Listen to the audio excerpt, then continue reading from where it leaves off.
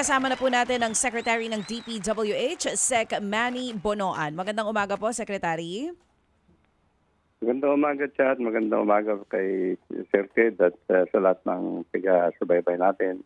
Maraming salamat po sa paggising ng maaga para nga po dito sa ating panayam. Oo, Secretary, umpisahan natin yung ating talakayan dito po sa kasalukuyang kondisyon po ngayon ng San Juanico Bridge. Ano po bang natuklasan dun sa assessment kung bakit naging biglaan po itong pagsasara? Well, actually, ito naman anticipated na ito kasi lumang-luma na itong tulay na ito. And in fact, this is one of the assessments na nakita noon nung 2023 pa, nung we engaged the Japan International Cooperation Agency para tignan yung sa existing San Juanico Bridge. No? Because ang natin dito, ang plano natin dito is mag-construct muna tayo sana ng isang tulay na parallel to the existing San Juanico Bridge dito sa may banda ng San Juan, Santa Rita at saka San Isidro dito sa may Tacloban. And this is already in the works. No? However, itong recent assessment ngayon na ginawa ng isang consulting firm and meron yung mga nakitang medyo deteriorated na yung some sections dito sa may approaches ng San Juanico Bridge. No? Yung main structure, ito yung truss bridge structures na intact pa rin naman, pero yung approaches from Tacloban and dito sa Samar side, may mga 2 o 3 segments na kailangan talaga kumpunihin kaagad kasi medyo deteriorated na yung mga nasa ibaba na approach structures na yan. So that is the reason why rinekomenda nila na i-limit muna yung load na dadaan sa San Juanico Bridge habang kukumpunihin namin yung nasa ilalim. So gaano katagal po kaya ito, Secretary? Gaano ho katagal ang inyo pong program of work dito? Ito yung temporary retrofitting namin. Said we'll try to do it as fast as we can. Siguro mga 3 to 4 months muna ito. But this will be very temporary retrofitting works. It may increase yung additional load that we will allow, pero hindi yung normal na load that will be allowed actually. So for the time being yan. And then ito kasi yung construction of the new bridge, yung parallel bridge dito sa may Santa Rita at saka Tacloban. Hanggang ngayon ginagawa pa yung tapos na yung field studies and they will undertake now the detailed engineering design. Opo. Kasama rin kasi doon sa package na yan, Ted, yung paggawa ng parallel bridge. After ang programa dapat yan talaga is kung matapos yung new bridge, na parallel bridge, that will be the time na isasara talaga yung existing San Juanico Bridge. Opo. Para ma-retrofit na ng hosto. Pero hindi nga po din kasi nga mahihintay na matapos muna po itong bagong tulay. So Sec, ito kamong 3 to 4 months na rehab period na ito. Practically po, ano ang load limit dyan kung kahit na po ito ma-retrofit natin? Hindi pa rin po pwedeng dumaan itong mga cargo trucks? Hindi pa rin siguro, Ted. I think if at all, kasi if we will be able to increase it, let's say, to 7 to 10 tons, yun lang muna. No? But there again, yung mga dumadaan na mga cargo trucks din dyan is more than 7 to 10 tons kasi dumadaan . So, yun muna ang pa natin dito. So, we're just trying to, for the time being, na we are coordinating with PPA, local government, and para may ikon muna sa via dagat muna. Opo, yung nga po, Mga opo. Opo, itong concern cargo. ngayon, Sec, kaya ho nga din kami napatawag sa inyo kasi itong ilang mga negosyante diyan sa Eastern Visayas nga ay nagpahatid po ng kanilang complaint no na kasi dahil nga parang biglaan po ito, so even ho yung bayad doon sa mga barge na magtatawid sa mga trucks from Samar to mainland Leyte, parang wala po yatang fixed na presyo. Walang fixed na halaga. So ngayon po parang transactional po ang nangyayari, no? So paano daw ho ito?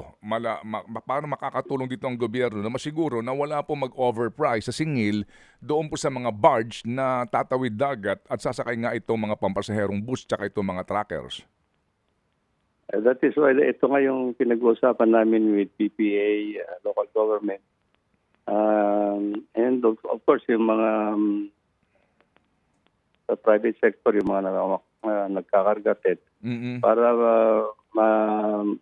pag-usapan lahat yung itong mga issue na ito, yung kasalukuyang pagbabarge ng mga heavy loads for the time being. Opo. So, ito yung na-finalize namin. Unfortunately, it came to suddenly yung recommendation ng consulting firm na dapat agad-agad dahil nakita nila na may maraming deteriorated sections. Hindi naman lahat na segments actually, yung sa meron 3 yatang segments that are actually kailangan talaga kumpunihin sila ba. Opo. Sige po. Pero Sec, ano ho ba ito? Biglaan talagang pangyayari ito? Kasi kung sabi nga nitong ilang mga negosyante, kung napaghandaan sana nga po daw muna ng maaga para po pati na yung fare, no? Pati na yung gastusin doon sa mga barge na ito ay naayos muna bago magsara. Talaga ho bang biglaan ito? Kaya ito po ang pangyayari ngayon. Tsaka pa lang po pag-uusapan itong rates ng mga barges, Sec? Yes, Ted. Unfortunately, medyo very itong recommendation nila. Although it was anticipated already na dapat yung existing San Juanico Bridge will have to undergo massive retrofitting or repair works actually. If you remember, nagkaroon na rin tayo ng medyo retrofitting works nung nandoon ka pa sa Tacloban. Opo. And pero yung sa deck, yung kasi yung pinagbigyan natin ng pansin, hindi yung sa mga approaches. So anyway, anticipated ito. That's the reason why magkakaroon sana tayo ng bagong tulay para to the existing bridge. Sige. Magkano po ngayon ang budget dito po sa retrofitting na ito at sino pong gagawa nito? Ito ho ba ay foreign firm o local? Local muna yung gagawa dun sa local muna yung gagawa dito sa immediate retrofitting work. Actually, noong last week, napag-usapan na namin dito together with the consultants and yung sa regional office. That immediately we engage already the local firm na gagawin na kung ano yung dapat magawa para somehow increase natin kahit paano yung load limit. Opo. Magkano po ang budget dito, Sec? If I'm not mistaken, yung hinihingi nilang budget for the initial retrofitting work, a little over 50 million. Magkano po, Sec? A little over? A little over 50 million yata. 50 million? Kasi may news report na 900 million. 900 million is actually yung yung permanent retrofitting work na sinasabi nila, but that will take some time. Pero actually, sabi ko nga yung ganong halaga, that will be tantamount actually to what we intend to undertake under the JICA program sana yun, Ted. I see. So ito pong itong gagawin nyo na in 3 to 4 months, ito lang po yung 50 million na budget o yung 3 to 4 months, ito na po yung 900 million? Hindi yung 50 million muna, Ted. I see. Opo, ang binabanggit niyo po dito, approach ng magkabilang side, ito ho ba yung mga pundasyon na nakabaon sa dagat at na semento? Hindi yung pundasyon, Ted. Actually, yung mga stringers doon sa ibaba ng Mhm. sa ibaba lang ng ng slab. Mhm. Yun yung mga kinakalawang, Mm, mm. medyo na na yung mga tornilyo. Opo, opo. And yun yung mga yun. Yun ang gagawin mo. Okay, sige po. Ito pong bagong tulay, Sec, tapos na po ang plano nito at ang timetable po nito, ito ho ba'y JICA funded, kumbaga? JICA funded dito, Ted. Actually, na ito, na-firm up na itong project na ito. Napasa na rin sa NEDA board at kasalukuyan na ginagawa na yung detailed engineering design. Mhm. This will involve actually the construction of siguro all in all about 2,600 meters ito. Yung main bridge is 1,560 linear meters. Pero may mga approaches na about more than a kilometer. Opo, opo. Wala itong toll, sir. Walang toll. Libre pagdaan dito sa bagong tulay pa rin. Yes, Ted. I Yan see. ang programa. Opo, opo. And then ito pong kung sakasakali po, ilang taon po ito kapag po naayos na po ang lahat ng mga pangangailangan, plano at funding, etc. Ilang taon ito bago matapos? No, mga 3 taon yata ito, Ted, yung namin. Opo, opo. Sige po. Saan ito? Saan magmumula ito? Sa Santa Rita pa rin ang approach Santa Rita dito sa Santa Rita sa barangay San Juan, Okay. Santa Rita. Mhm. At saka dito naman sa Tacloban, dito sa San Isidro. Ay, doon pa rin ang landing niya. Opo, opo. Yes. Dito pa rin sa Northern Barrio. Sige po, may tanong lang po si Chacha tungkol sa EDSA Rehab. Opo, Cha. Yes po. Sec Manny, ito ilang beses nang na-delay yung pagsasagawa po dyan sa may EDSA. Meron na po ba tayong actual date kung kailan po sisimulan itong EDSA rehabilitation? At ano po ba, northbound, southbound? Ano pong bahagi ang uunahin? Uunahin namin siya is actually dito sa may Pasay to after Guadalupe. Yung section na yan muna para in time for the ASEAN meeting. Yun ang gagawin namin northbound and southbound. Pero Opo.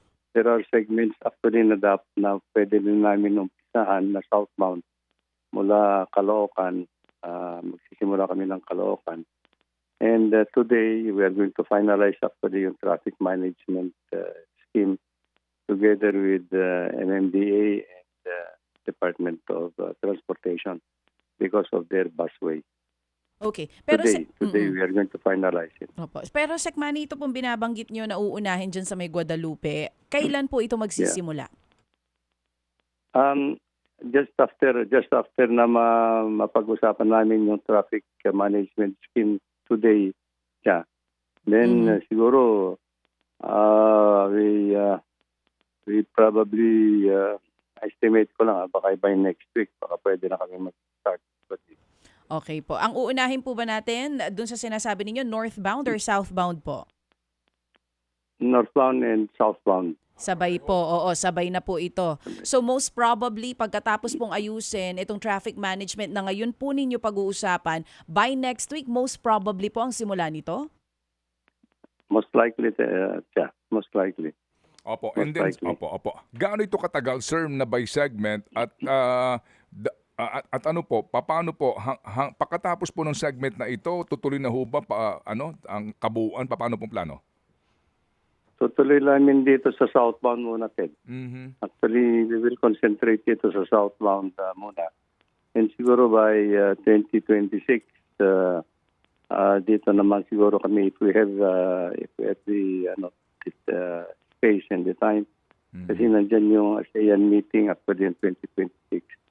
Siguro dito sa bandang Caloocan, Tucubao, muna yung gagawin namin dito sa 2026. Opo. So sir, hindi po sasarahan ng EDSA ha? I mean, magkaano lang po ito, magta-traffic management. Bukas pa rin po, southbound at saka northbound, Guadalupe, papunta po ng Pasay. Bukas pa rin po ito. Bukas din, Ted. Bukas po. Okay. Habang gumagawa kami. Opo, sige po. And then dito po sir, ang inyo po mga kontratista ay 24 hours ba trabaho po nito, Sec? 24 hours, Ted. Naka-layout na kami yung implementation plan namin na dapat if it is necessary sabay-sabay sila in their designated sections na gagawa. Okay, at ito po, Sec, ay pagkatapos po ng buong concreting po ito, kumbaga wala nang reblocking dito, buo ito, pagkatapos may asphalt overlay ho ba mangyayari? Meron, Ted, meron. Alright. At, Meron. Opo. Rain or shine po ito, Sec, kasi paparating na habagat? Oo nga eh. Yeah, I think it will be rain or shine actually. Okay. Hopefully, hindi tayo masyado maapektuhan sa weather situation. Okay. And yung drainage po nito kasama na, Sec, kasi baka na naman Kasama. po panibagong bungkal naman sa drainage. Kasama, Ted. Actually, the challenge that we are facing now is actually dito sa may outer lanes kasi nandoon yung mga Utilities? kable, utilities, yung mga ganon, drainage, etc. So, ihuhuli namin ng konti yun dahil we are still coordinating with the utilities kung saan yun ang mga linya nila para maayos-ayos namin yung pagkukumpuni rin sa outer lanes. Okay, sige po. So antabay po kami, Sec, sa inyo pong mga sa inyo pong mga anunsyo dito. Katuwang niyo po kami para po sa traffic advisory. Sige, Sec, it will be a very, very busy season for you, Sec. Thank you, Ted. Thank you, Ted. Thank you. And salamat po sa pagkakataon. Opo, good luck po, Sec. Thank you very much. Si Secretary Manny Bonoan po naman ng DPWH.